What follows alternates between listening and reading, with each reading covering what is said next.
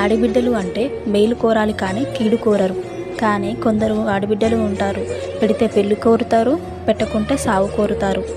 అమ్మగారింటికి వచ్చినామా పోయినామా అన్నట్టు ఉండరు. అమ్మతో కలిసి అన్నా వదినలకు చిచ్చు పెట్టేదాకా వాళ్ళ మనసు ప్రశాంతంగా ఉండదు. ఇక అమ్మ అంటారా, బిడ్డ అంటే బెల్లం, కోడలు అంటే అల్లం. లాస్ట్కి ఇంత చేస్తారు, లాస్ట్కి మాకు అన్నం పెట్టరు అని బదనాం చేస్తారు. కోడలు వచ్చింది కొడుకుని దూరం చేసింది, కోడలు వచ్చింది వేరు పడేసింది. ఇది చాలామంది అత్తలు మందికి చెప్పగా తిరుగుతారు.